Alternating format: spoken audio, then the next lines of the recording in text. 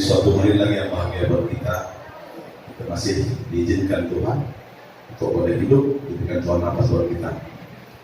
Saya saudaraku, dulu saya susah kali mengeluarkan air mata. Tapi mungkin setelah sejarah Tuhan, doa pagi pun gitu gak terasa air mata itu menetes. Menetes itu merasa sangat bersyukur sama Tuhan. Kenapa saya bersyukur? Seharusnya saya sudah mati.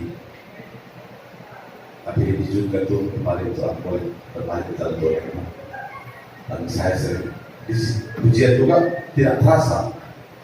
Air mata saya menetes. Sampai kadang-kadang saya merasa malu juga nanti jaga teman-teman saya cengeng.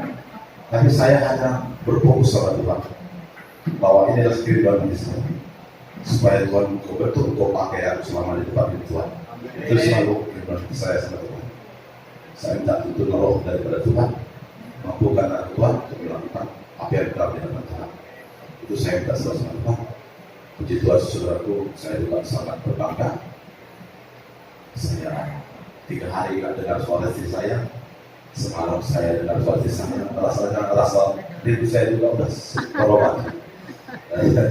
Itulah saking kangennya. Jadi sebetulnya saudaraku, kalau kita pikirkan apa yang kita perbuat dulu di luar sana dan apa yang kita alami sekarang ini, kita sudah semakin cinta sama istri kita di luar sana. Mungkin sama kita di luar sana, istri kita melarang kita seperti ini. Saya juga dulu seperti marah. Saya nikahi kau bukan untuk mengatur hidup saya. Saya nikahi kau untuk mengurus diri saya, bukan mengatur hidup saya.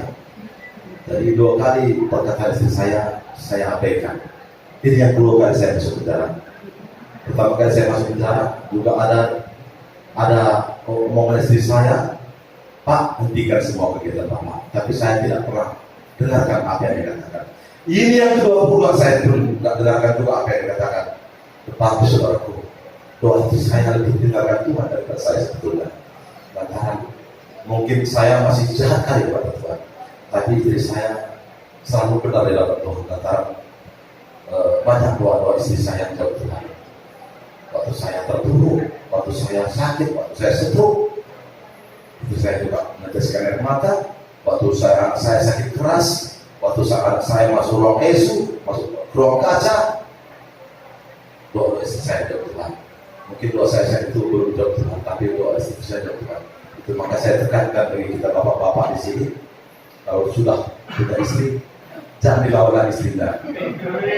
Jadi apabila kita merasa benar sekali di hadapan istri kita, padahal kita merasa benar, merasa pas, tapi kalau istri kita lain hitam, biarkan saja.